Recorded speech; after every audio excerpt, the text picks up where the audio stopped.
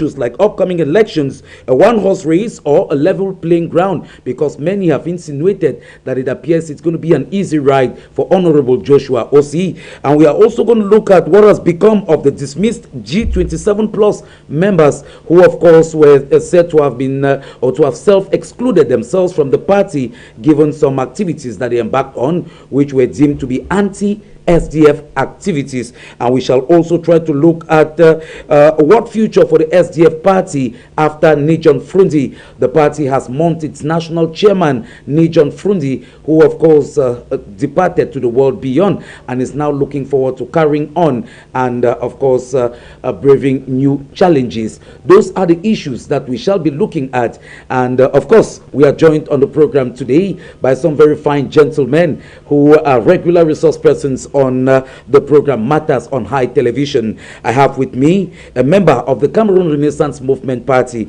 in the person of Jomo Cyril. Thank you for honoring the invitation to be with us on the program today, Jomo Cyril. Thanks, Joe. It's my first time to share this platform with you. I hope this will not be the last. I equally want to greet Mr. G. Lucas. It's been a long time I came across his way. Very busy civil society leader out there doing a lot of good for the My 16 community and why not for the whole Cameroon.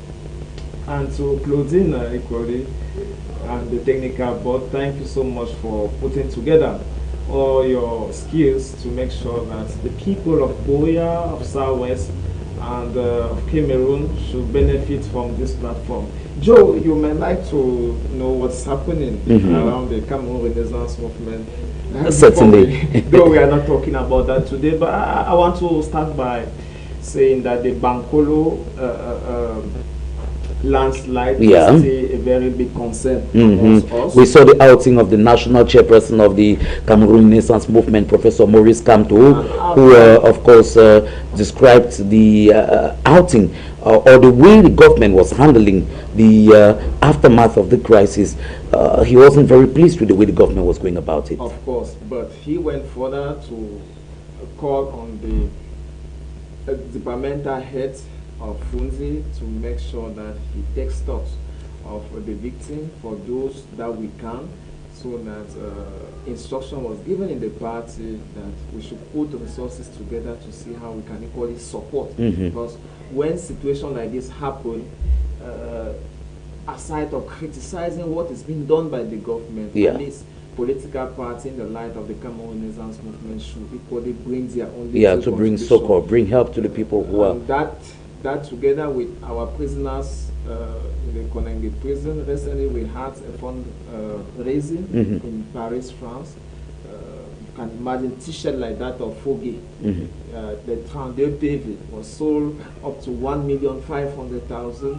I want to spare you the book that Maurice Kamto used in his prison for jotting was sold at about 1,700,000. It's just to say that there are so many ways we can raise funds to support people who are into deep shit, who are going through crisis, and it might be equally an idea I'm sending out there for anybody who have those kind of ideas to call for fundraising. To see how they can give a helping hand. All right. And that's it as far as vibes relating to the Cameroon Renaissance Movement Party. Don't forget, Jomo Cyril is of course a member of the Cameroon Renaissance Movement Party, and that's why he deemed it necessary to give us an idea of what the party has been up to, especially with the most recent disaster that occurred around Mbankolo in the Yaoundé 2 subdivision. We also have with us on the panel today a very vociferous human rights advocate and civil society actor in the person of Mr. Nji Lucas, a regular panelist on the program Matters. Mr. Nji Lucas, thank you for honoring the invitation to be with us again today. Thank you very much, Rachel. It's a pleasure. And of course, we shall be joined on the program by a member of the Social Democratic Front Party in the person of Mr. Ntifo Richard, who certainly will be giving us an insider's perspective of how the preparations are intensifying within that political outfit. Don't forget, we would be discussing on the issue of the SDF chairmanship, the stakes and the perspectives. We are coming back in a moment after this jingle break to take the first part of the program, which will have to do with the newspapers. Stay glued. It is Matters on High Television.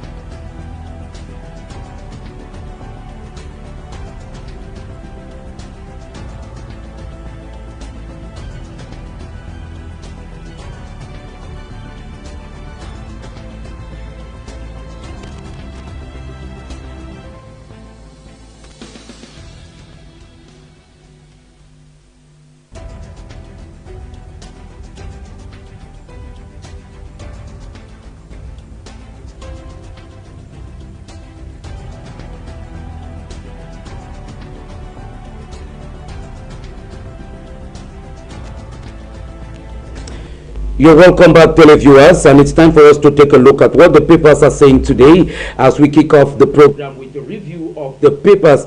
And we shall be opening the paper review with Cameroon Tribune, which you would find on the newsstands today. And Cameroon Tribune on the newsstands opens with that story that says 44e conférence ministérielle de la francophonie, le Cameroun est prêt. And that story, of course, found on page 3 of the National Bilingual Daily Cameroon Tribune, says les questions liées à l'accueil, au transport et à l'hébergement, à la couverture sécuritaire et sanitaire, à la communication, aux dispositions pour les accréditations des délégués, etc.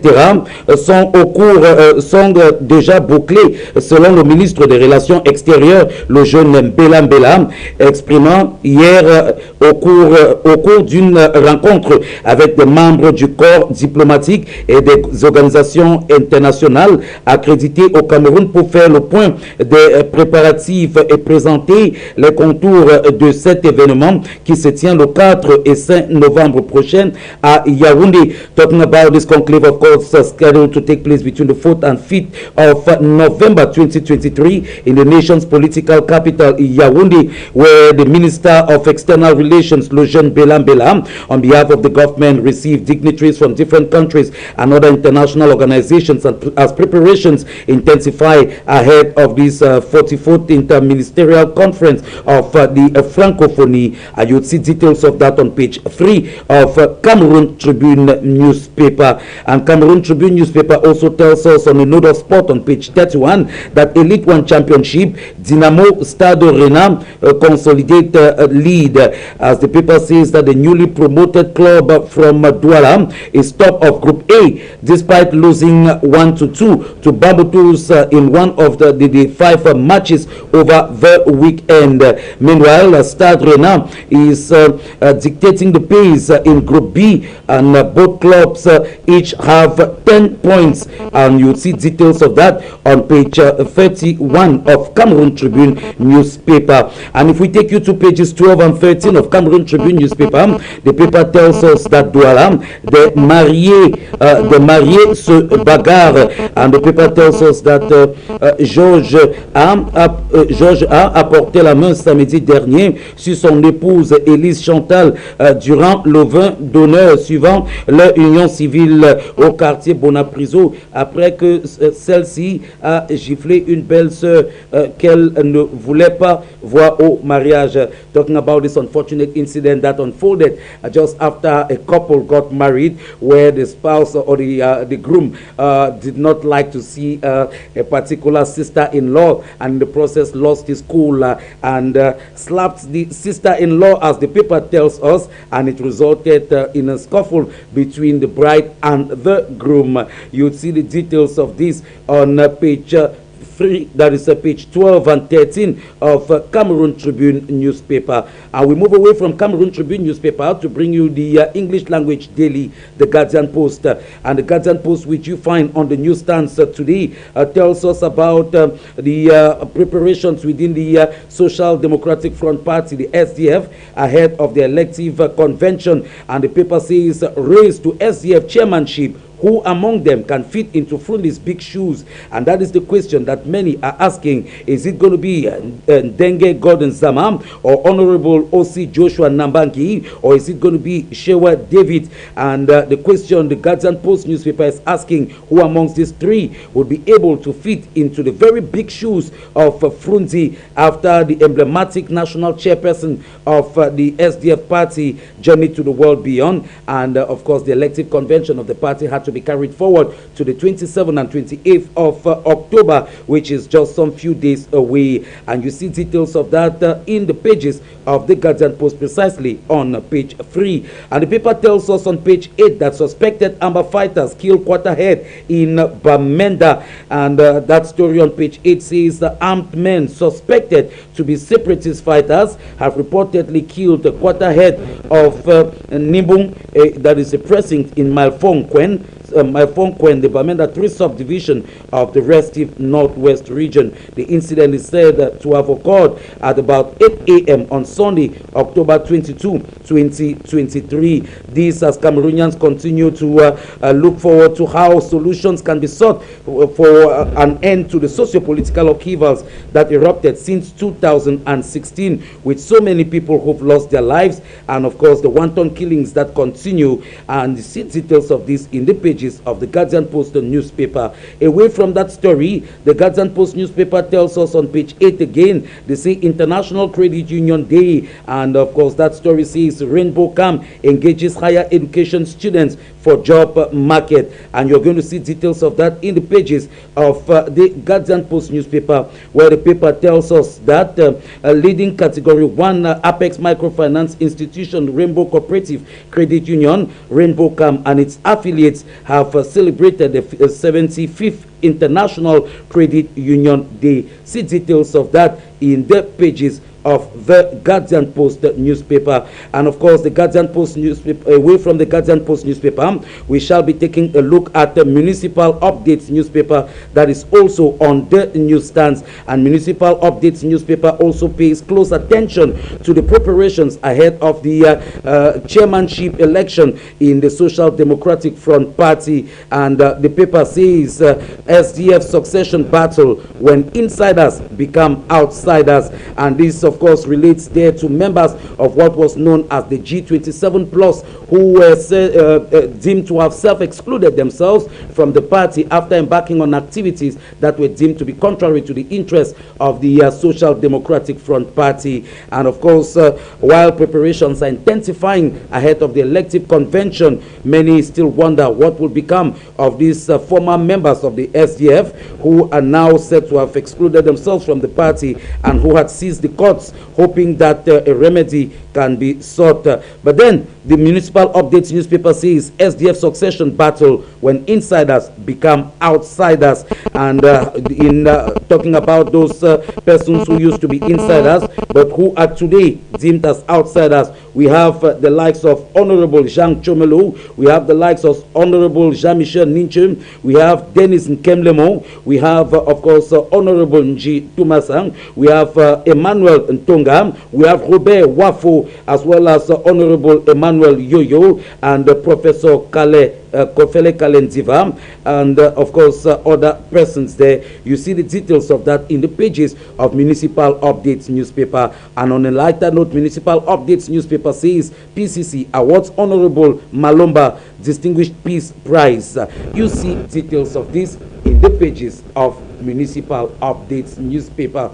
And dear televiewers, those are the few papers we could flip through to give you an idea of what they are reporting in their pages. And interestingly, they are also paying attention to the issues that we shall be discussing today. And of course, as part of the first segment of the program, we shall be looking at issues arising from the papers. We have this very interesting story relating there to a couple just very shortly after their wedding getting into a scuffle, a fight, as the groom did not seem to be very happy with the sister-in-law. It gives us the opportunity there to welcome Mr. Ntifo Richard, member of the Social Democratic Front Party. Thank you for honoring the invitation to be with us, Mr. Ntifo Richard. Thank you so much, and thanks for having me on the panel.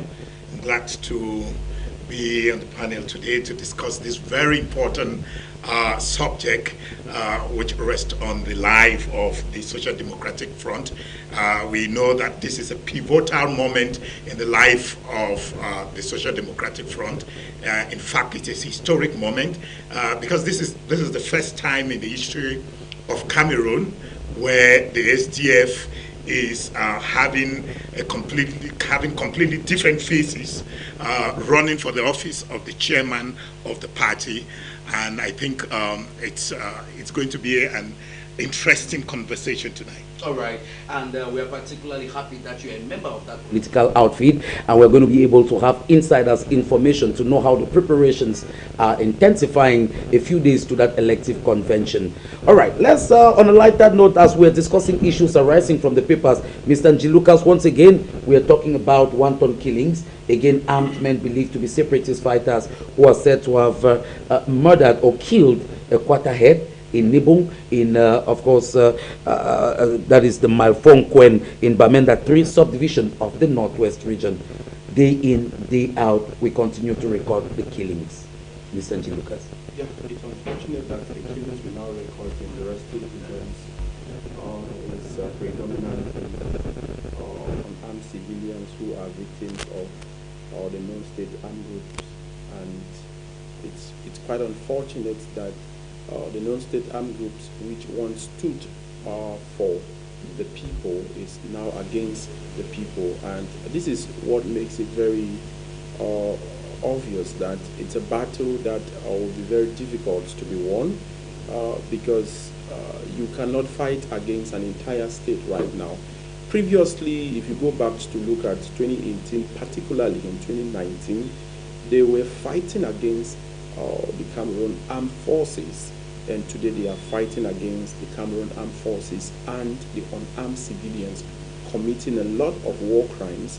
Like I said the other time, if you went to Article 8 of the what constitutes war crimes of the International Criminal Court, then you will notice that most of what the armed groups, the non-state armed groups, are now doing, they are committing war crimes because they are going against persons who are not involved in the battle, and they identify them as culprits, they identify them as supporters of the Cameroon State's security forces, which in my opinion this is time for most of their leaders to go back to the drawing board. Yes, there is what we call the right to self-determination.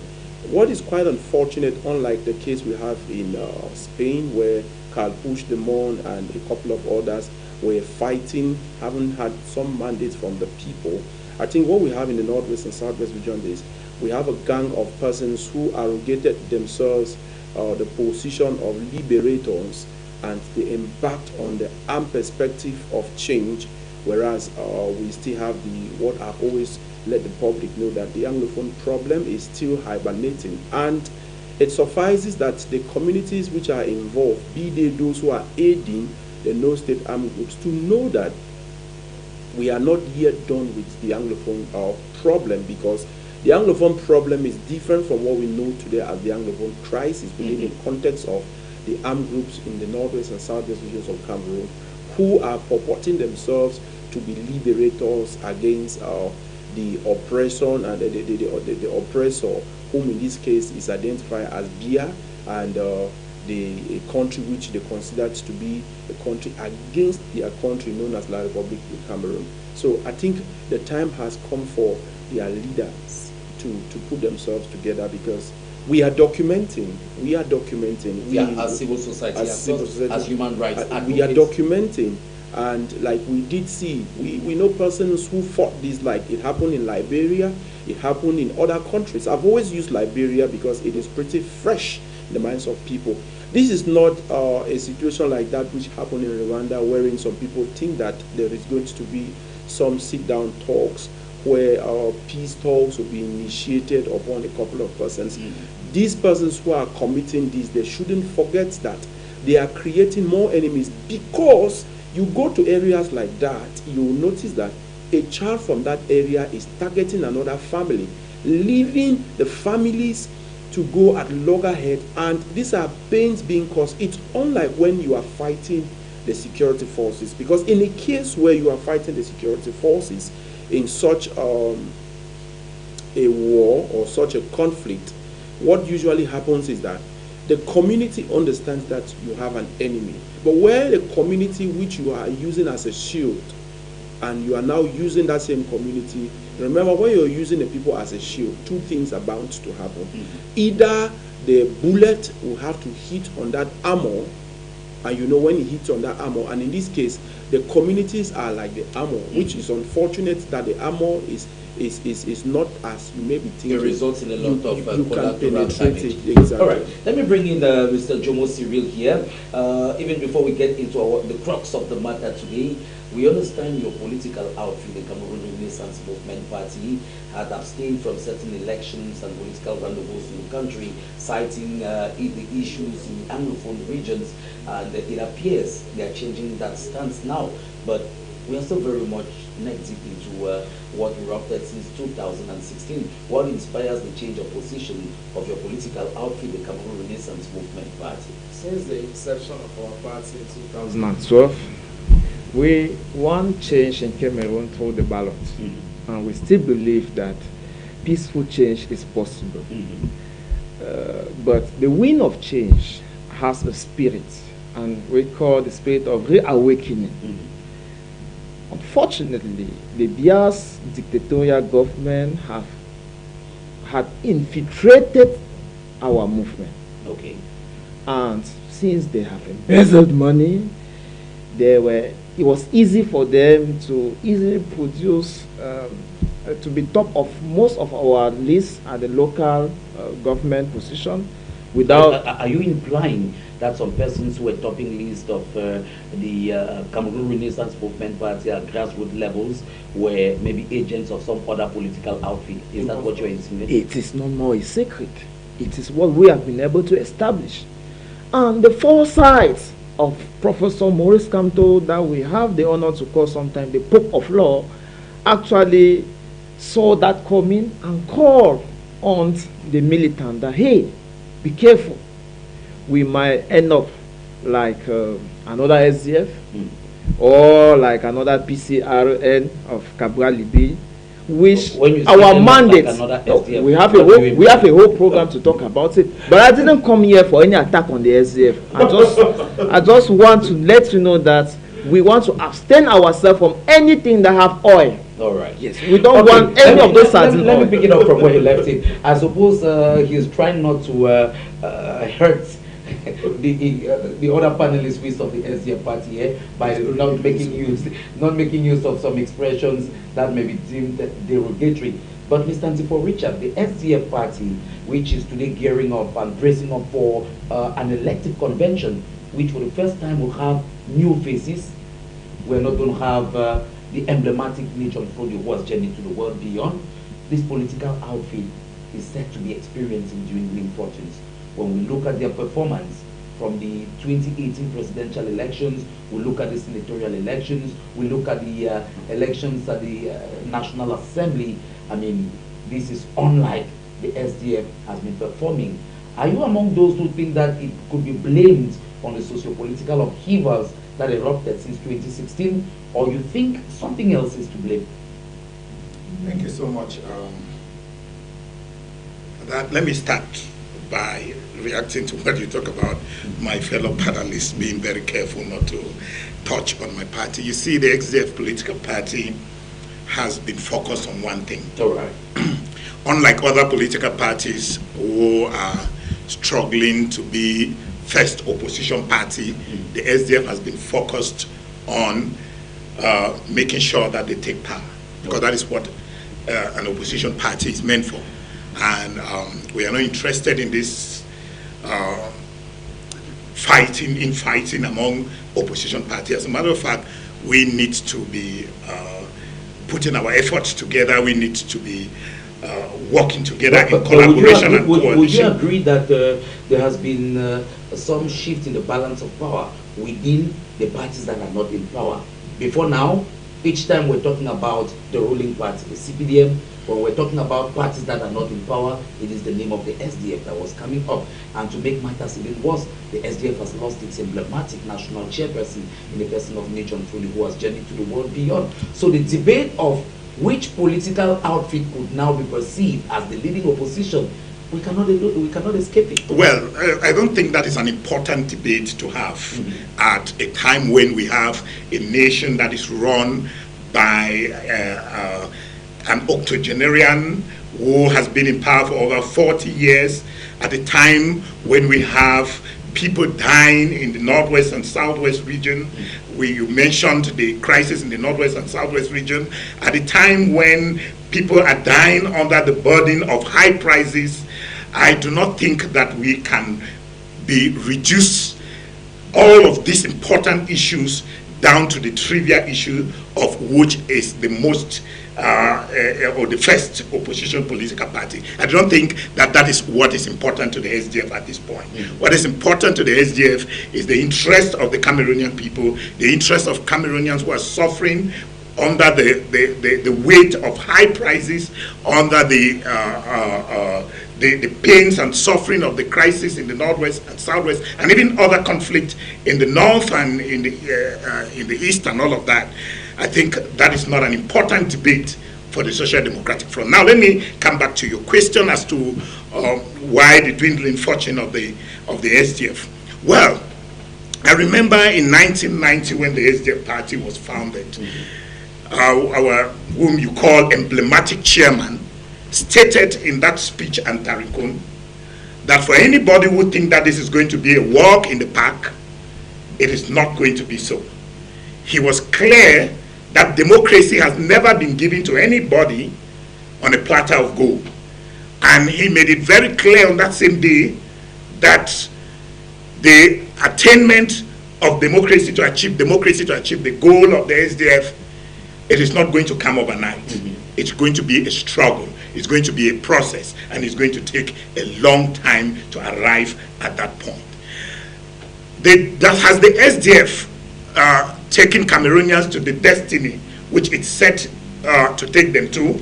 Definitely no. Has it covered a considerable distance to get to that destination?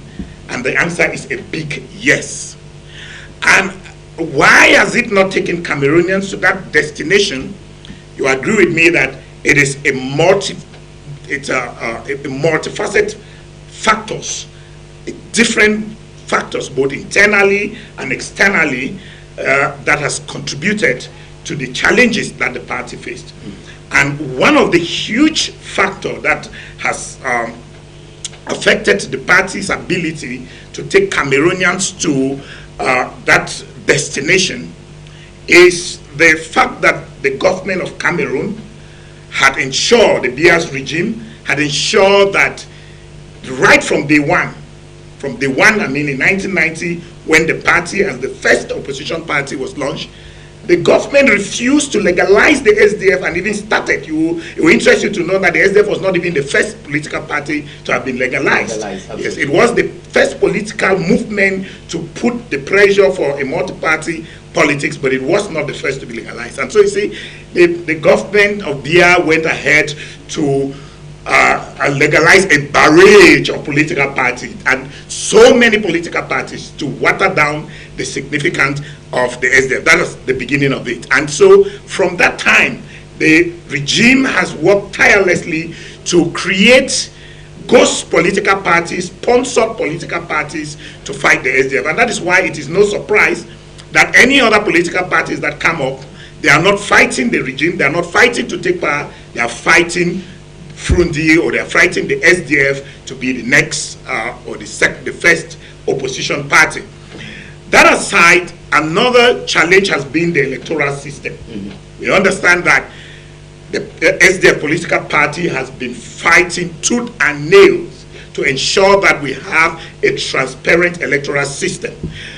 Before now, elections were run entirely by the Ministry of Territorial Administration. Certainly. Where you have a ministry that is engaged in the election, because the ministry is run by a militant of the CPDM, and the CPDM is running for the election, and then it is that same militant of the CPDM managing elections. And so the SDF fought so hard to move it from the hands of the Ministry of Territorial Administration first to what was known as ONEL 1. The SDF fought so hard to get ONEL 2. We continue our fight until it landed to Elekam, and our fight is not ended because Elekam is not perfect. But even though not perfect, I consider that as a great achievement by the SDF, moving the management of election from the ministry to a body that is having a semblance of independence. All right.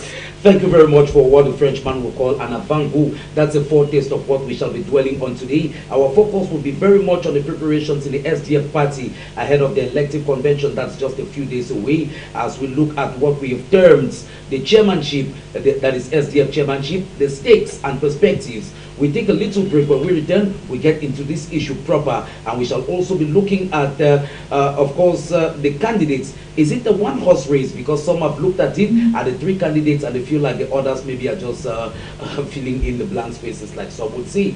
And they think it's all about Honorable Joshua Osi. We are going to look at that, hear what the panelists on the program have to say, and we shall also try to understand what has become of the members of the G27 Plus, who of course has seized the courts, trying to see that the courts take a decision on the expulsion from the Social Democratic Front Party, and the court of course said they were not competent to rule on that matter. These are the issues we shall be dwelling on today's edition of the program Matters. We take this brief transitional imperative. When we return, we get into the discussions proper.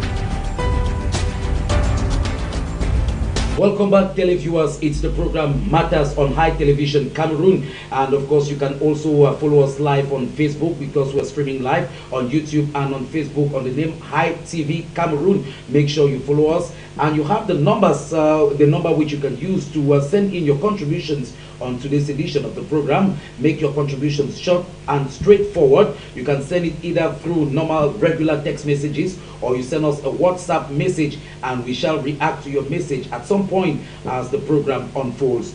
I take the ball back to Mr. Ntifo Richards, who is a member of the Social Democratic Front Party.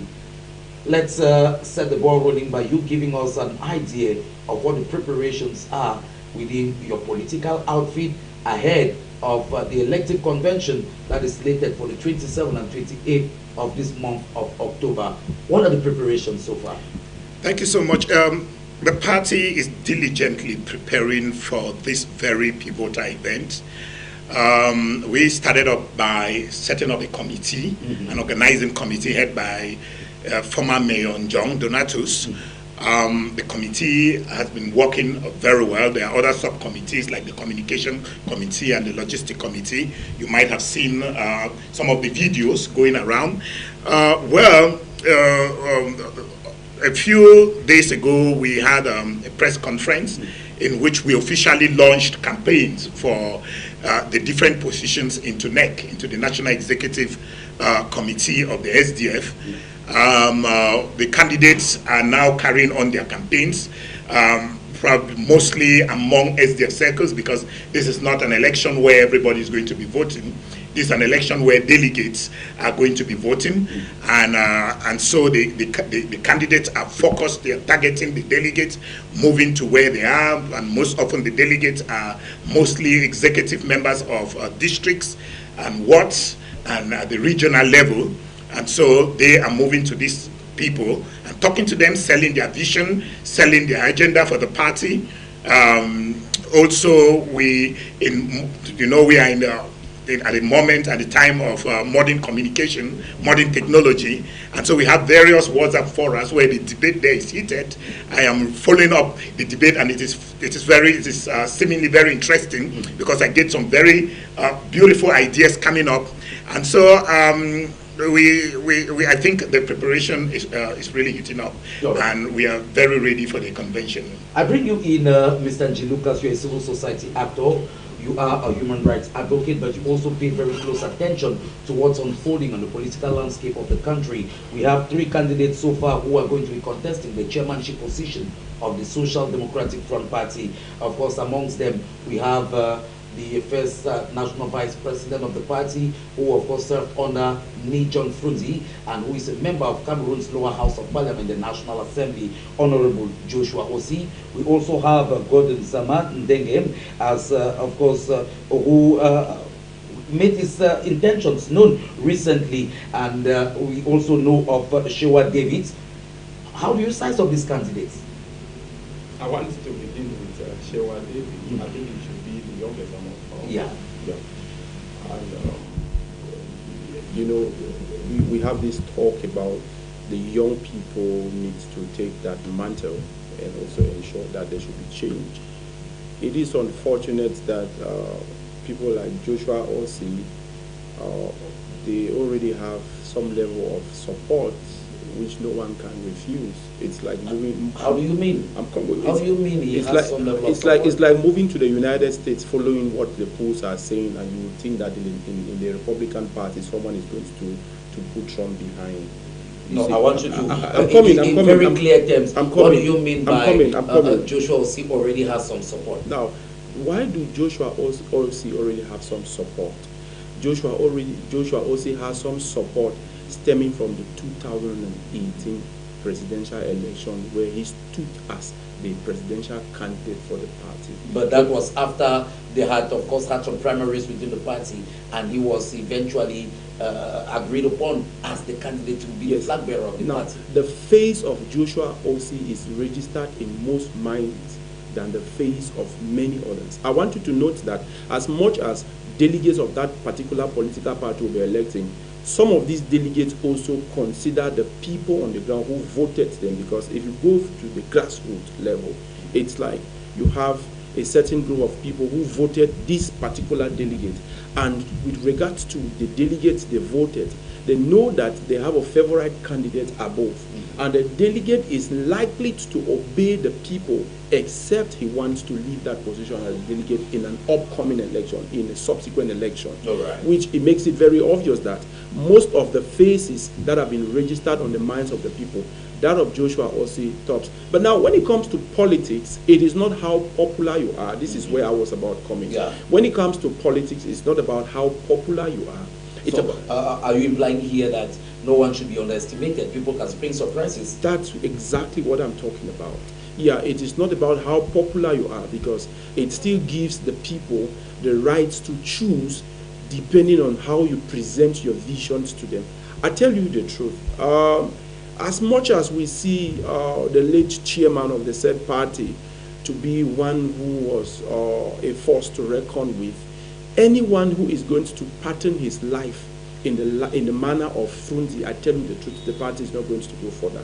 Why am I saying so? How do you mean? If you look at the last days of Frunzi, a lot was not going well with the party. As much as it was, as some was attributed to persons whom they considered to be faces of others or invisible faces of others who do not want the success of the party, using the non-state armed groups and other groups to ensure that the party is not known or seen in certain places. Another thing is, if you go back to look at the case of the G20, which we'll be looking at, if you look at some members of the G20, they too have certain persons whom they believe, and then you should not forget that Nincho and Joshua Osei, before Nincho was finally taken off the party, pending a court that will be competent to ascertain that position. Because if you go by the case of that particular court, they seized the court, but the court said, okay, I am not competent to rule on this. Meaning there is a court. The court deems that it's an internal affair of the political party. Well, that is what the court sees. And like they said,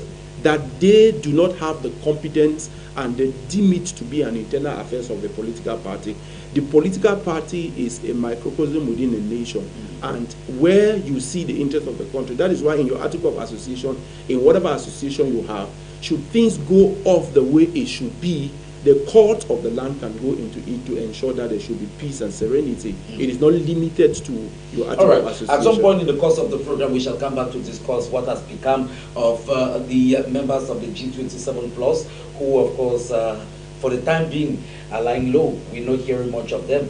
I understand that if not of the present situation, we probably would have been hearing a lot about Honorable Jean-Michel Minche, who of course was very vociferous in his attacks of Honorable Joshua Osei, even before the demise of the national chairman.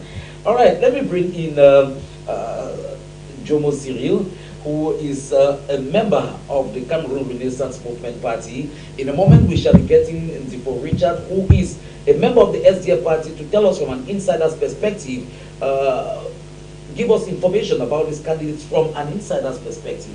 But you now, from an outsider's perspective, you as a political actor, a member of another political outfit, a while ago you said your party is careful not to find itself where the SDF currently is.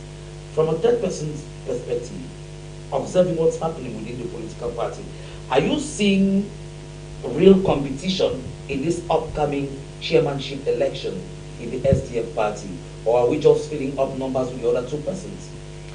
To illustrate the answer I'm going to give you, I want to put to task Mr. Nzipo Richard whether he can be able to say something against Joshua Osei. Just to tell you that it's a rig. But is he expected to say something? It's a rigmarole that they have cooked up, and they are ready now to call the press to come and film and show to the world. But do you expect him to say something negative if he has nothing negative to say about it? Why should they not, when he has against others? When you see the question that was put up, it was a technique to eliminate those who had the mantle to...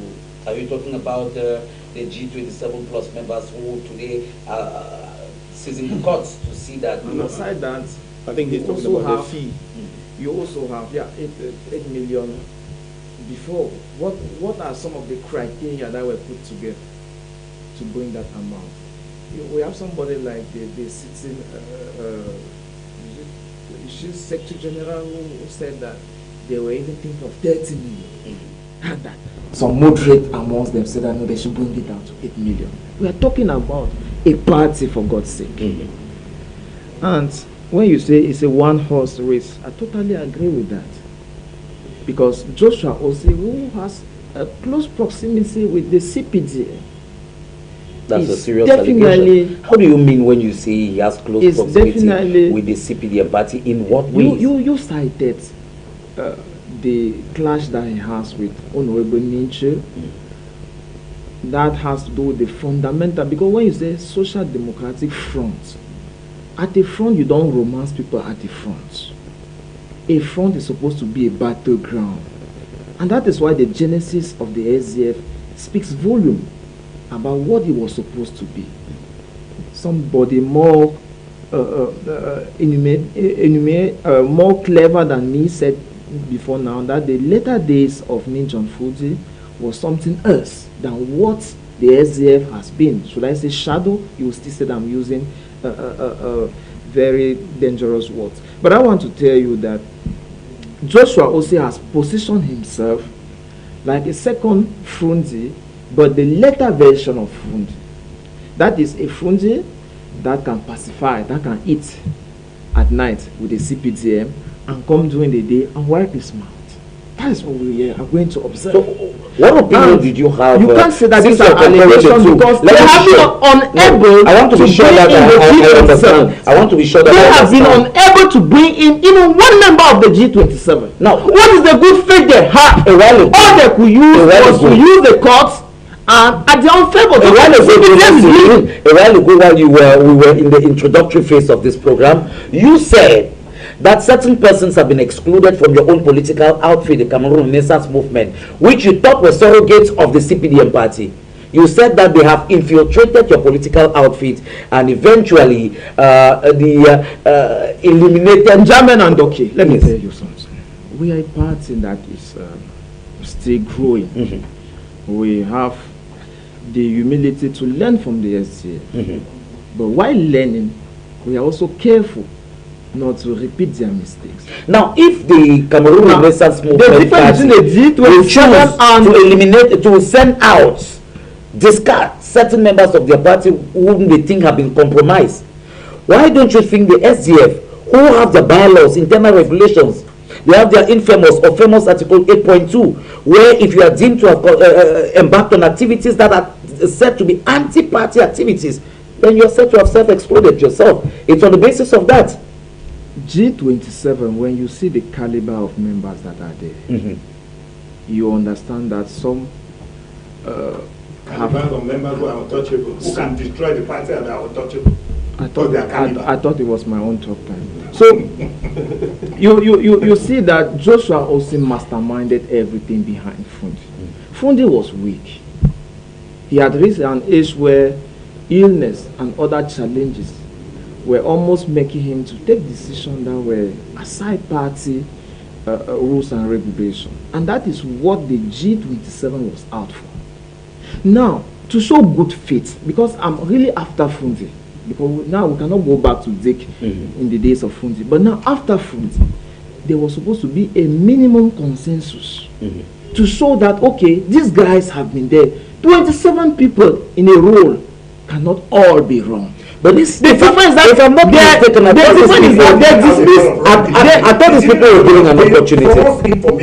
They dismiss all of them one day. They dismiss all of them one day. This is very different with the case of German. With the case on Doki. So I have the floor. You want to hold your patience. Hold your patience. Let me talk. Calm down, gentlemen. Calm down, gentlemen. It's not by racism. We are going to be coming to you in a moment. Let him down off. No, we are coming back. Let him down off. He actually came here to fight me on the platform. No, it's okay. Anytime he gives me a chance to talk, he will force himself. It's okay. So I was saying that if you look the case of Nishan Doki or even Celestin German, yes, they practically showed to the national opinion and international that they were there for electoral purposes, which is not what the CRM stands for.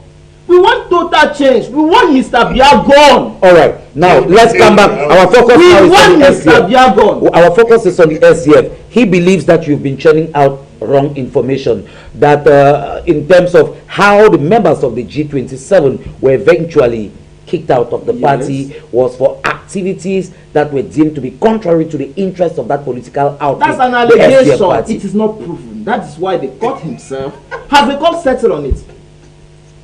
Was there any verdict from the court? The court says they are not competent to handle that. That is a political statement. We are in a political land. All right, let me bring you in, Mr. Zifo Richard. Clear the air on that. You said he has churned out wrong information. What is the truth on this matter, on the expulsion of these members whom we call the G27 plus, who today have seized the courts even after the demise of John Frunzi, and we're drawing close to the elective convention? We're hoping that maybe the hatchet would be buried, but we are seeing candidates, some of whom outside the SDF party, a lot of people did not know them as heavyweights of the party. I mean, the members of this G27 plus are actually people who, if we go by his expression, heavyweights. When we look at the my brother, there is nothing like heavyweights in the SDF. The SDF is a grassroots political party. The SDF, there is no mistake why the slogan of our party is power to the people. And the people are the grassroots. There is nothing like heavyweight.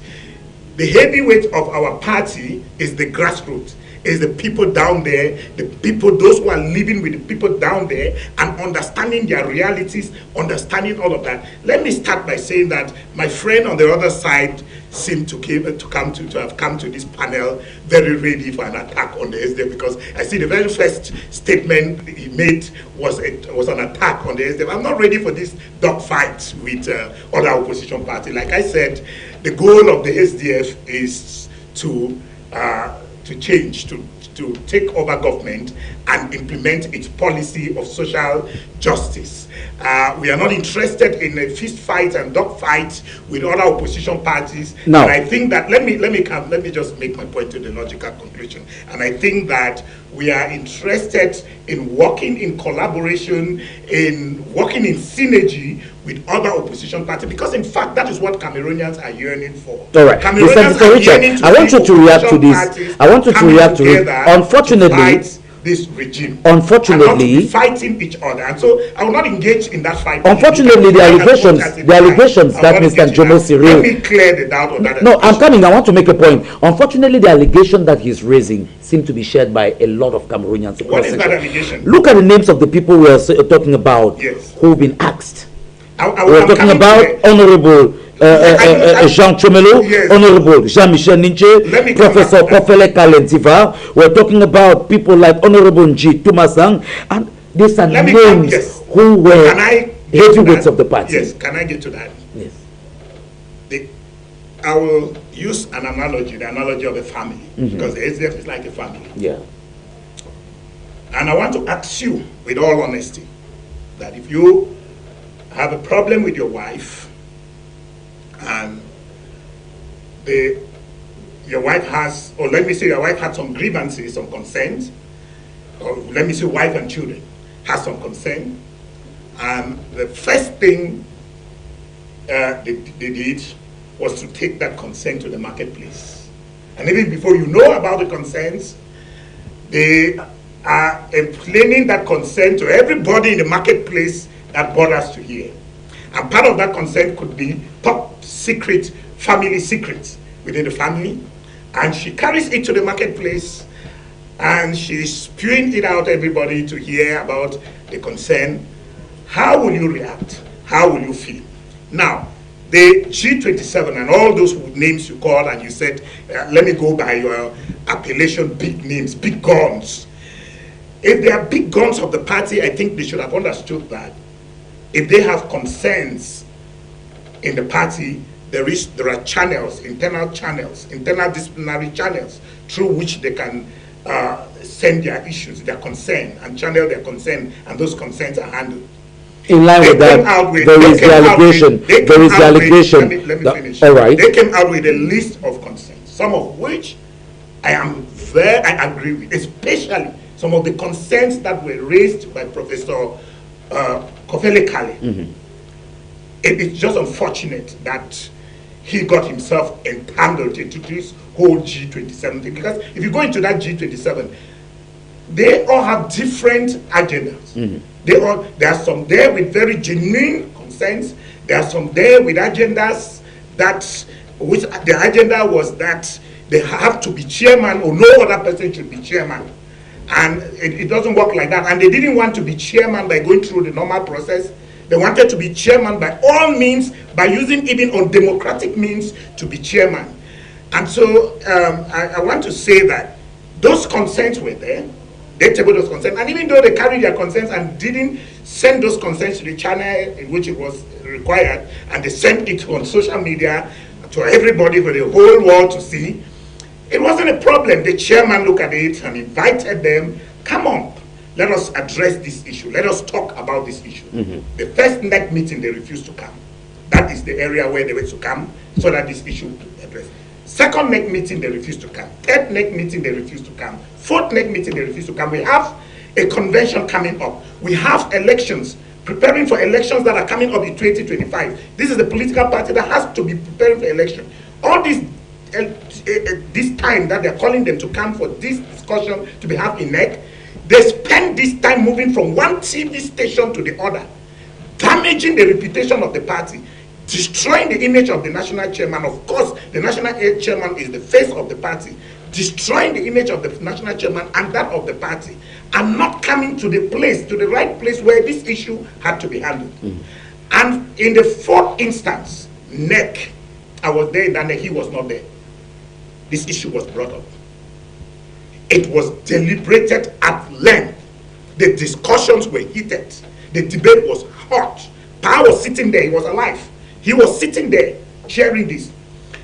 A motion came up from Defoe. I don't know if he knows him. He's a militant, another top-ranking militant, just like this other from the Western region.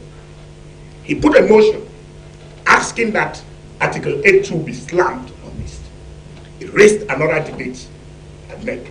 There was argument for and argument against, counter argument and all of that. And at the end of the day, Pass said, since we could not agree, we could not keep on talking like this forever.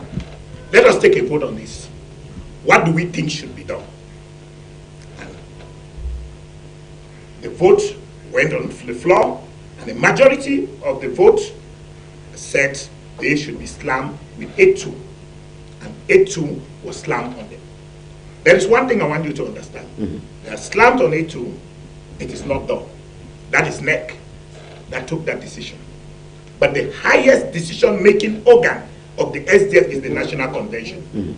They still have a chance to come to the National Convention. They should not go to court. We already are we talking about the National Convention scheduled to take place between the 27th and 28th? That is what I was talking about. That's the National Convention. But that same convention is to also scheduled to elect the chairperson. Of course. While these persons have grievances which have disqualified them from contesting. Exactly. Let them come to the National Convention. If they come to the National Convention floor, raise their issue, and the convention say, okay, the 8.2 that was slammed on them was not correct. Now let me learn. Would it not be, now, from common sense, would it not be better that a convention was scheduled to first of all address these grievances? No, this is the convention is 2 days. No, now the convention is 2 days. Yes. Elections will be taking place on the last day, on the 28th. In fact, the last item on the convention. But candidates for the chairmanship have already been made known. Why could they can still, let me learn, they can still bring forth their issue. The issue is trash. If the issue is trash, and they said, okay, the implementation of Article 8.2 on these guys was unconstitutional, was not legal, was not correct, and the issue of Article 8.2 is reversed, they can now say, okay, since Article 8.2 has been reversed, we are submitting a motion that the elections be suspended until further notice. That is as per the Constitution. As per the Constitution. Yes. So they can still submit a motion still on the floor of the convention, halting the election. So there are avenues. Look, they do not mind what people whose only agenda is to damage the image of the SDF deceive you, because the SDF is a structure. It is an institution. Democratic. I'll bring in Jim Lucas. You seem not to be in agreement with a lot of what he's saying. Yes. I want to begin with the issue of when we keep on using the faith. We have made a lot of mistakes in Cameroon by saying that we are incarnates this country.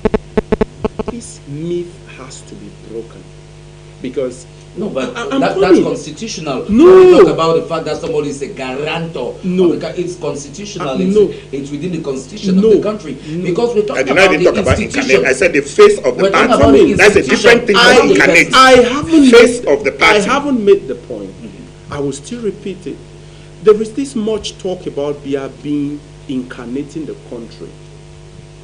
It is absolutely very wrong. The highest authority in the country should be the country's constitution. It should be the laws of the country, not an individual. Coming to talk about the aspect of the chairman being the face, because some people attacked the chairman, and proponents of we chairman thought that they could also stand against Mr. G. Lucas, now you're touching on something that bears on that's the law. completely different. I want to make a point clear here. What you're saying? Yes, it is true that there are laws that govern every institution. In Cameroon, we have laws, we have a constitution, and no one is above that constitution. However, there is an individual who occupies a certain position. It is that institution and not the person we talk about. And so even within the political outfit, although we talk about the fact that they have the bylaws and regulations of the political outfit, even that person who is said to be the face of the party is not above the laws of that political outfit. But he's the one who represents that. This is what I have to say.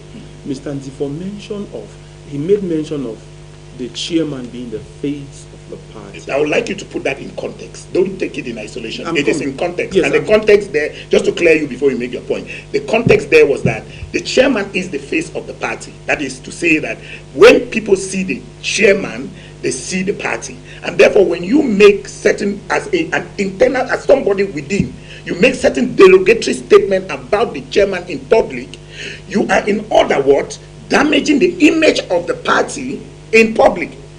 That is not to say that the chairman is untouchable or that the chairman is a demigod. That is not what I'm saying. Joe, be it the context in which Mr. Ndifo is putting this. Why am I hanging on this? Now, this is what has caused most African countries, including this country, where there had been state capture by the CPDM party against Cameroonians. Because what is happening in Cameroon is state capture.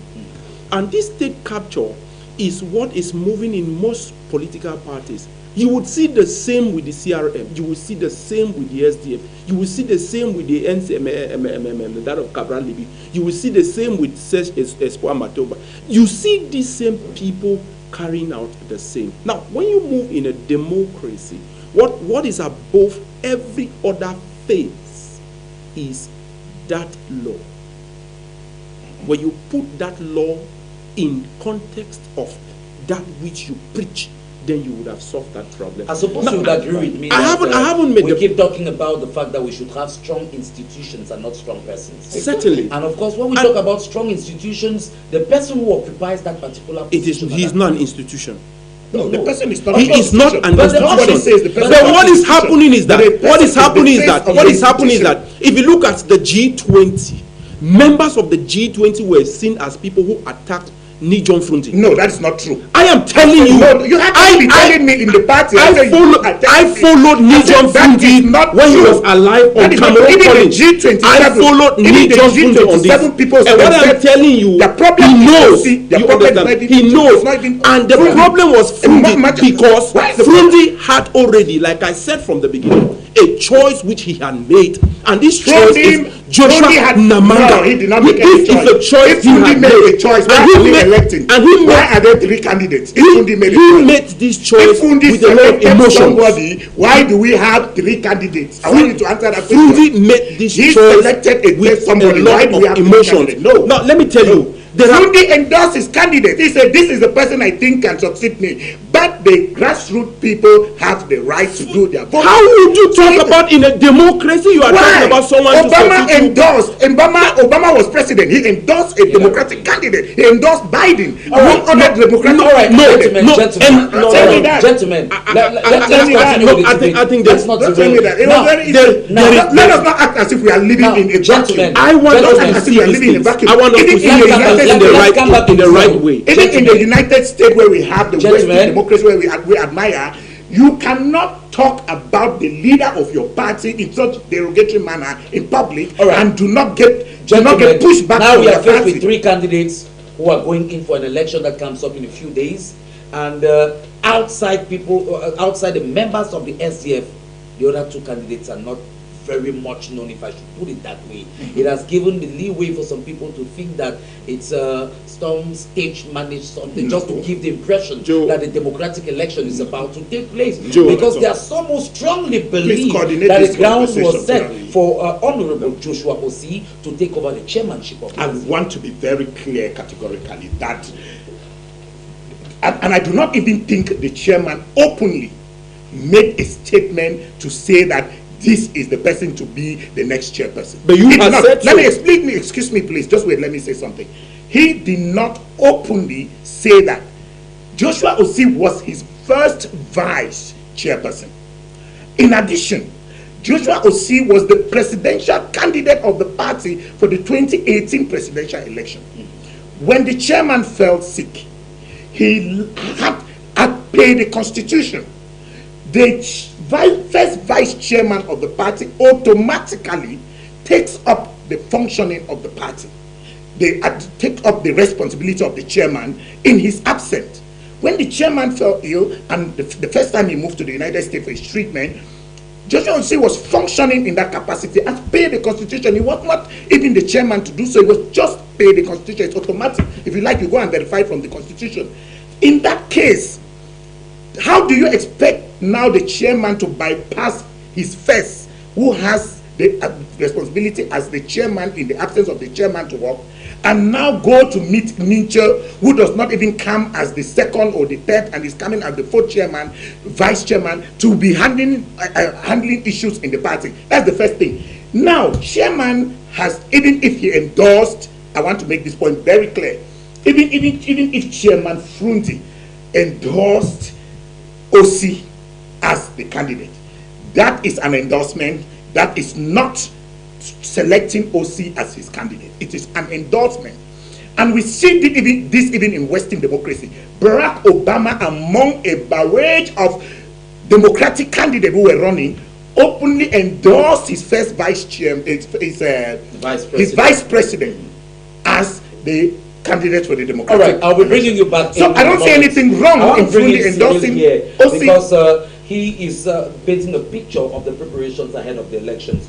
And there is this worry where people think it's more of a one-horse race, but we have Gordon Zamantene and we have Shewa David. How much do we know of these people? What is their pedigree to give us the impression that a real contest will take place as far as the chairmanship of the SDF is concerned? Your question carries elements of answers. All they have is the money they have put on the table. And that is the most I can say. But behold, they can equally use that same money and influence some votes.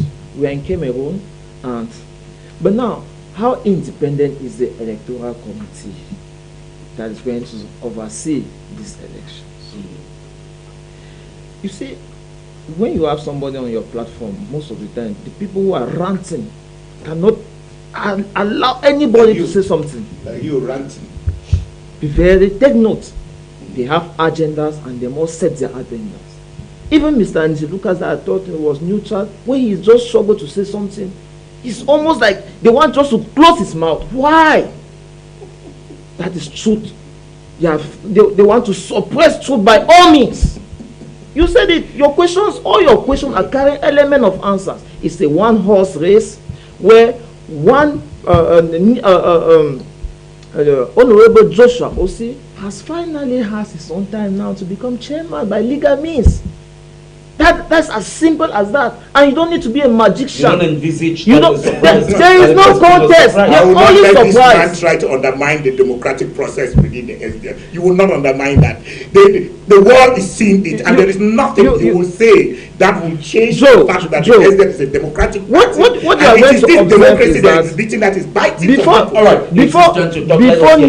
Before Ninche overstep his bounds, as the original chairperson of the Litura, he had to sanction Joshua Osi for taking a move closer to CPD when the chairman was unconstitutional. Go and read the SDF constitution. Just a moment. Let him make his point. Then we'll come You know, back. the regional chairman dismiss the first vice chairman. It is not allowed. Even in the constitution, it's written. But the people at home should You want me to know quote the that? precedence. Do you want me to quote that? Excuse me, the people at home should know the precedence. What Which happened? precedence? Excuse me, because the next part of our question tonight is what future for the SF? This is the future of the SF, you are saying. Yes. Ranting, making noise, Like because they know they are closer to the CPDM. They have the means, they can influence everything. But that is not the Cameroon we are looking for. You are more closer to the CPDM. The real The Cameroon. chairman's wife is a member of government. Your chairman was a member of the CPDM party. All right. A Today we are government discussing the minister. SDF. The Today we are MRC discussing Captain the was a SDF minister. and preparations. Until when he saw that very soon he will be dismissed, he went and made a fake resignation. All right, no, Captain it's okay. is a CPDM. It's What okay. was he doing at the Today we are presidency? discussing the That's SDF not- and the preparations. Fine, that is ahead what of I the want us to election. focus on. But this guy is trying Mr. to bring me Tikorinja, to dog fight. you are an insider in that political party. There is this very serious worry that we claim to have 3 candidates contesting the chairmanship position in the elections that come up in a few days. But besides you, who are members of the SDF party, and other family members who are close to this other 2 people, Zama and Denge and of course Shewa David, very little is known in terms of their pedigree. How strong are they to give us the conviction that we are going in for a real democratic contest for the chairmanship position of the SDF party? Thank you so much. Elections are opportunities and campaigns are opportunities for candidates to sell themselves. Is it not some sort of a smoke screen? No, it is not a smoke screen. It is not a smoke screen. It will surprise you to know that I'm still undecided as to who among these 3 people I will vote. I'm still undecided. A while ago, but yes, somebody is already telling me said that you cannot even dare to say. That is what he thinks. That is what he thinks. Have you been able to alter a word against Joshua since you came? Why should I? Why are you altering against others? Why are you altering? It's okay. It's his turn to talk. It's his turn to talk. Let me be clear. See, we are in a democracy. And when you ask that these people are little known, in 1990, Frundi was little known. Who knew Frundi? He was a bookseller. Let's not forget that he had been a member of the CPDM party while we were still running the one party system. CPDM party at which level? He was a member of the CPDM at a subsection. Yes. He was not even a section president of the CPDM. Let me contested parliamentary elections. Look at Zama. Zama is a district. Zama is the district chairman. He's a district chairman of the SDF for Limbe. So you cannot call him a known person. He's a district chairman. And like I said, campaigns are opportunities for these candidates to sell themselves. Somebody like me, I did not even know Shewa, but now I'm getting to know him. I am getting to know what he has as his vision for the party. He has sold his vision for me. And when I tell you that I am undecided, it is because I have seen what these guys are selling you really to me. undecided? I am. Why do you doubt when I tell you that I'm undecided? But everything you are saying is doubtful. You see, this MRC man is here for a mission. I don't want to get into that fight. Listen, the truth is that like I said, I am undecided. From the moment the whole thing started, I was leaning towards OC, which is normal. I was leaning towards OC because that was the only person I knew at the time. But within time, as I get to know the other, but to imagine that he talks about that was the only person he knew at the time, and you are talking about a democratic election. Now, how come that was the only person I knew at a particular time when you know that within your party there were elections? No, it's not emotion. It's not emotion. Let me finish. It's not emotion. At the time we knew that Honorable Joshua would be a candidate. Yes. The others had not declared their candidate. No! Shewa was the first person who declared candidate. Excuse me. He struggled to call OC. Listen. I think this is my. Shewa was the first person. Then I come back to you. Thank you so much. Yes. Shewa was the first person who declared his candidacy. Okay. At the time, he wanted to hold a press conference at the party center in Yaoundé. He struggled to call Honorable OC. Honorable OC was instead threatening him that he should not even have that idea in his head until he finally went. Verifiable information. That's fake, master. You are talking to somebody. You are talking to somebody who reads newspaper every day. Newspaper, master. You are being too emotional. I am a politician. I only do politics for my life. Let's talk here. Do I do something else? stop being All emotional. right. No, excuse us. So I'm trying to tell you that please. everything has been cooked. Let me finish. And they are that is your. You see how he's sweating. Why? Because for once in his life, he has faced people who are telling him the truth. That is what he has come out to hide. And I bet you on when we leave the convention on the 28th, you're going to see that none of this candidate, whoever even wins, it's not going to be a walk in the park. Oh. It's not going to be. So you are an not easy envisaging right. a landslide victory for any candidate, for any of the candidates. There will be no landslide victory. Trust my word. And I'll come back to this studio. If you do not call me, I'll call you to tell you that it is not going to be any landslide. The battle is heated. I wish some of you were in the national forum of the SDF and see. Bring the Z27 there. We don't need to be there. Bring them there. They said, bring who? The G27. Bring who? That's what I'm saying. That which battle is he talking about? The real battle was between Nietzsche and Honorable. Who is in Nietzsche? Nietzsche is untouchable. Who told you Nietzsche is untouchable? This Nietzsche is not above the constitution. Above the constitution. If Ozzy above the constitution, he went closer to the CPDM. It is then to carry. It's okay. Let him make his point. He did not do any anti. It was a one-man show. It's okay. So then why get was this program an interview? Because at the end of the day, it's not more a panel. Yes. Miss Andifo jump in when he wants, jump out when he wants, and take the floor. No, I don't do that. I've been forced to wear this cap to show you that I also know to do the game that you are playing. It's okay. So now I want us to talk about what future for the SDF party. We know that the party, of course, from its inception, from its creation. You did not leave me land. All right, round up on this so that we. So the quiz, what I'm telling you is that the race is on. Irrespective of all what some people say, the race is on, and the race is heated. If it was a foregone conclusion, as we speak, Joshua Osei is in the western region running campaign. Zama is in the central region running campaigns. Shewa is in the far north running campaigns. If it was a foregone conclusion, these guys will not be spending money crisscrossing the country to woo delegates to vote them. If they are doing so, it is because the stakes in these elections are high. The stakes are high. It is not going to be an easy run for anybody. It's not going to be that. And like I said, if you don't call me after the 28th, I'm going to call you. All right, I'm sure we want to talk a lot more about the SDF party after that convention. But now let's begin to project and look at if there is really a future for the SDF party after Nijon Fruzi. This party, from when it was created, has known one national chairperson. It is true that he had made it known that he was no longer going to contest for the post of national chairperson as the elective convention was coming up. And unfortunately, he died while still the only national chairperson the SDF had ever known.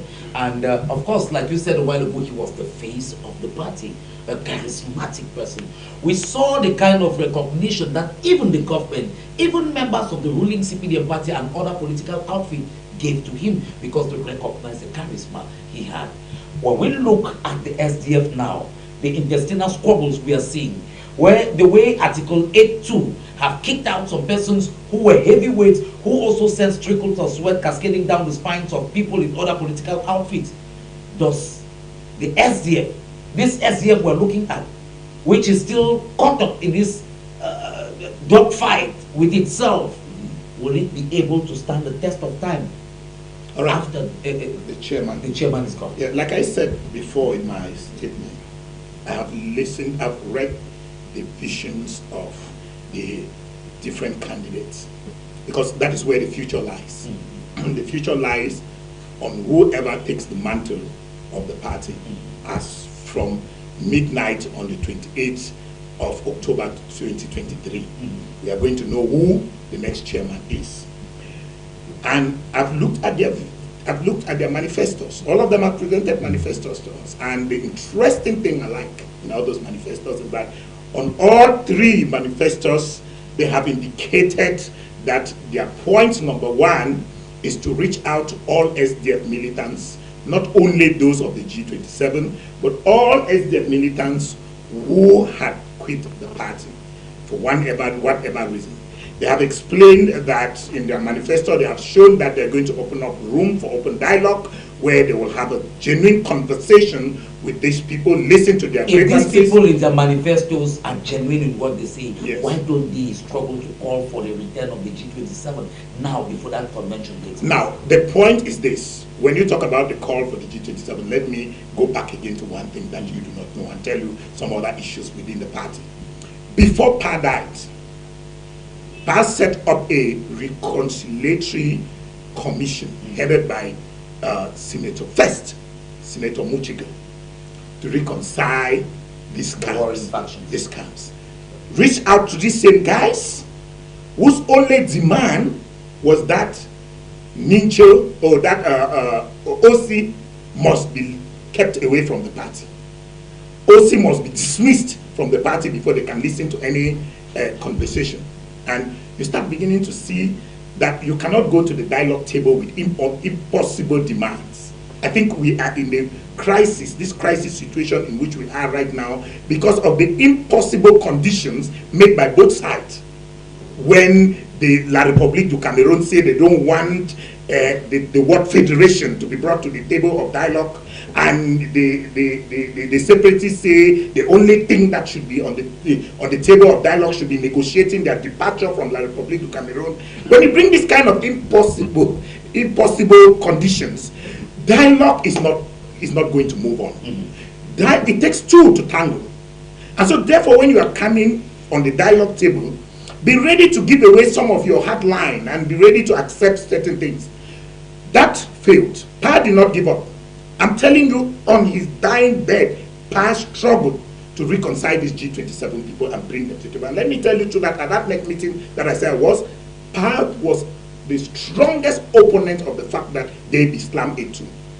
He was the strongest opponent on that fact. He didn't even vote when they were taking vote on whether they should dismiss them or not.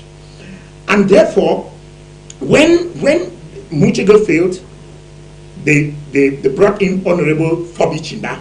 There is one guy in the United States, Ejacha, Reverend Ejacha, he's a Reverend Pastor. Reverend Ejacha took up another initiative on his own to get this guy, to talk with these guys and get them back on the table. The fact is that some people might think that it's no effort was done, no attempt was done to get these guys. There were so many attempts made prior to A2 being slammed and after A2 was slammed to get these guys on the dialogue table. But it came with the impossible demand that OC must be set aside. Are there any prospects to see a reconciliation now? The party is still very open. Our doors are wide open.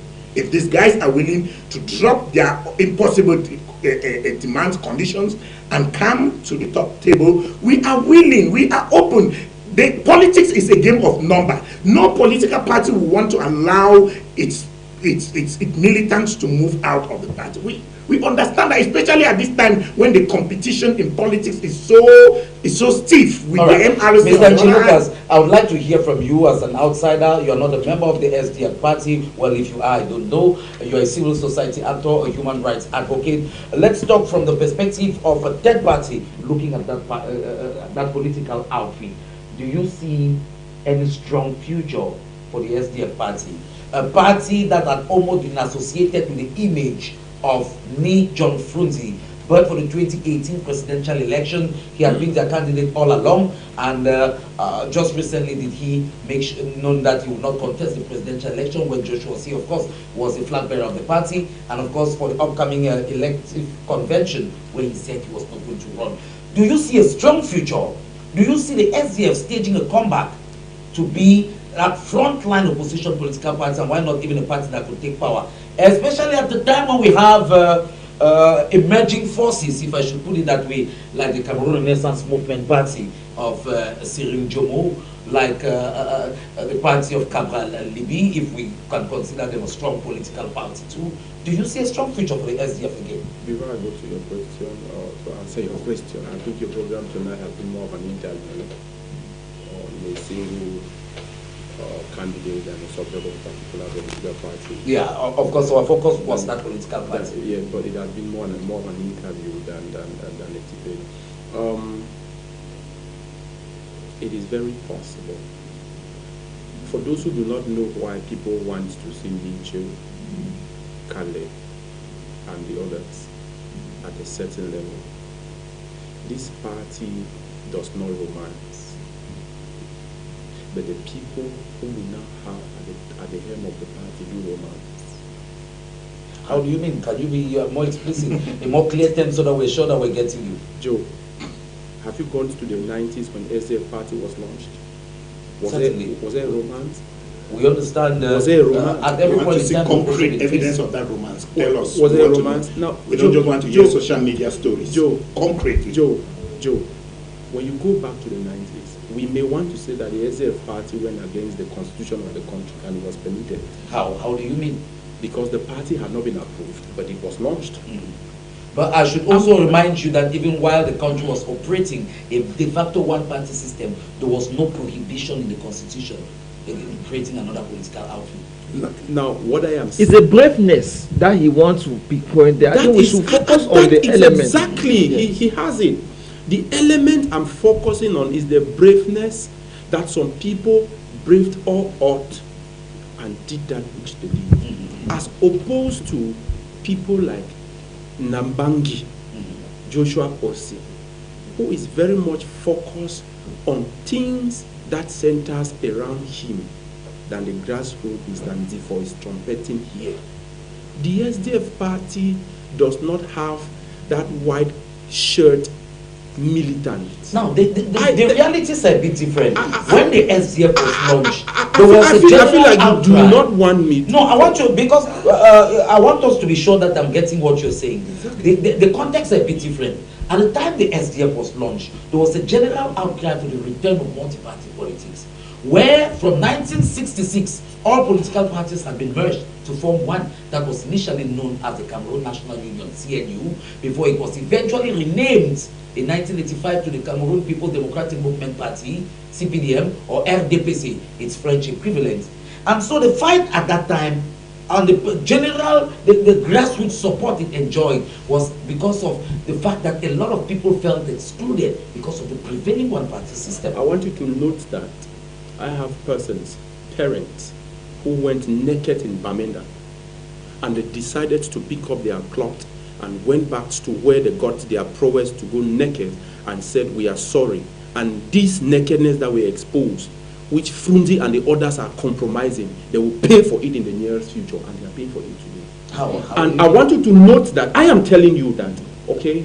I am telling you that. Are you saying the SDF party have been cursed? You may want to qualify it the way you want it, but if you talk That's about what you're if saying. you talk about the future, I do not see the future looking at the person who is vying for that top position of that party. It is not going to. In your opinion, who would be the best candidate to be able to stage a comeback, a strong comeback for the SDF party? If democracy were to prevail, Joshua Austin ought not to be there. Who would you think? Why do you think that one candidate should not It's be his there? time to talk now. Why do No, you it's think? okay. Why do you think that is the best candidate? Why do you think Nietzsche should not be there? Nito carried out anti-party activities. Joshua also carried anti-party activities when he went signing that the military to arrest all Cameroonians who are protesting. That was not even. Excuse me, sir. Excuse me. You don't have the monopoly of knowledge. No, that's not it. You don't have the monopoly of knowledge. Each time, no, I've noticed this man. Each time you bring the Stop truth, shouting. he have that You don't need to tendency to shout. subtly penetrate it and inject element of lies. And we should be able to get him. You are making a point. So Let me get he, please let's why at the National Assembly he joined the CPDM parliamentarian to sign a motion that Anglophone in the diaspora, especially in America, should be arrested by the American government. Anglophones. Just because they are, excuse me, I'm telling you that, excuse me, just because lying. they Are you are, lying? just because they are manifesting for Big man come to the table and lie like that. It's okay. It's what we have back home here as secessions. He signed it, and according to the SDF constitution, that was anti-party. yes, he was not his place to join the CPDM because he was the only parliamentarian of the opposition who even vetoed that. It was not his place I'll to join the CPDM in that jam, and that is what annoyed Nietzsche. That How can you cannot of say the all this SDF? accusation against me and you refuse that. How can you of the SDF? Let me bring him to react on that. He can only say, you know, I don't know whether you have been observing for the role he's playing on the platform ever since we started the program. Each time an opponent takes the floor and says something sensitive, he jump in. It's not a matter of something sensitive. What's my injustice? What's my injustice? Why can you not mention? Why can you not mention? Why can you not mention why the rule out from the party? I give the floor. Now react to what he said. He deems that Honorable Joshua Osei also embarked on anti-party activities when he joined other members of parliament, especially those of the ruling CPDM party, to sign a certain motion requesting that persons who were deemed to be fomenting trouble in the country from the diaspora be arrested. How do you react to that? Good. Now, those fomenting trouble in the diaspora. Let me say that standing here, if a motion or something comes up that I should sign, that this guy Ayabacho be arrested wherever he is, I will sign. No. Do you see the people being killed on? You are diluting. That's not what we are talking about. No, that is what we are talking about. You cannot say they said they want to go and arrest Anglophones. How can you say they just go and arrest Anglophones in America? That's a lie. It's not a reasonable lie. You don't even lie like that. Even a little child will know that is a lie. So now, Osei signed that. And the mistake he made was that he did not concert with the party, which is right. So you agree that no. It wasn't anti-party, it was indiscipline, does not constitute anti-party. He carried out an activity that was indiscipline. And the party, being the first national vice chairman, the authority that has the power to police the highway to the grave of the party. Yes, you will talk. Being the first vice national chairman, the authority, the structure in the party that has the power to sanction him was NEC and not the region. The region does not have that. The constitution is clear on that. We can read that. But how did the NEC react to that? Beautiful. NEC reacted to it by, on the day this issue was brought in NEC invited him to withdraw his signature, number one. Which was never done. They condemned him for carrying out that action and reprimand him never to take that step again. Please, let me finish. Please, let us keep emotional. It's not emotional discussion. It is very obvious. Are you not seeing what is happening? That someone goes up, takes fight with his opponent, goes against his own people. Who told you that? Have you ever heard about bipartisan decision? No, that was never heard about. Bipartisan decision. You like that? We are on the TV panel. Calm down. Keep your emotions down. That cannot be a bipartisan decision. When you have admitted that, I've told you a bipartisan decision, I will tell you here that I will sign 100 times if they say I should sign for Ayabacho to be. That's a different debate. That is a different debate. Stop diluting the debate. That's a different debate. You are causing the death of innocent people out here. All of us will sign that one. All of us will sign that one. All of us will sign that one. You are diluting. All right. They have said it severally that people like Cho Ayaba, have said it severally that the Norwegian authorities should bundle this gentleman and hand him over. You're calling him a gentleman. Well, it's okay. All right. Cyril, we were on the issue of. Now, I want you to be as objective as possible. I have always been. That's all the boy people. What future for the SDF party? You'd agree with me, like you rightly said, that your party, which is far younger than the SDF party, has learned from the SDF party. So you owe them some level of respect. What do you see the possibility of a strong SDF now that the emblematic figure of John Fundi is out of the picture? A tough one to bite, but I will try to bite as much as I can. To say that the future of SDF could be seen during the funerals of John Fundi in Bamenda. where those who participated in majority came from the CPD. My God, majority. My God, majority. But he was an outstanding politician. He calls it majority. Does that? He has reduced all those ordinary people who came out to the street to give the chairman their last respect. He has called them. Okay. No, he's describing them as. You will talk when it's your turn to talk. We are rounding off. Only top officials from the CPDM, the Central Committee, were there more than 50. Was it wrong for members of government who pay respect to this man? He contributed significantly to the return of multi-party politics in Cameroon, to the democratization process of Cameroon. Is it wrong for people? In politics, we can have opposition of ideas, but not of personalities. We are not enemies. Was it wrong for these people to honor this person who has contributed significantly to the democratization process? Are we living in the same country, Joe? Which country? Are we living in the same country? What kind of country? And we are talking about politics. This is not economics. Come on, Master, come on. CPDM, even amongst themselves, don't attend their militant. Master. I mean, how many of those people went to Adamawa? No, I want you because. How many of them went to Adamawa to celebrate one of their members who just died? Professor Maurice came at the funeral of. No, that's a different thing. No, I'm asking he you. Was not there. Was Professor he was not there. Being an opposition member, when I was organizing his press conference when Frundi was being laid in state, he went also. That is how unsympathetic, unempathetic a leader is. It's okay. Everything is becoming clear that he carried grievances to this the platform, and I finally understand at the end of the program why you have been attacking me. I've not had 1 second to express myself, but let me say this. Professor Maurice Samto was given an invitation. He went there at the time slated to pay his last homage to Ninja Fundi, but the CPDM had hijacked the event, and you know them will let come in. These are people who want to run this country who lie like this.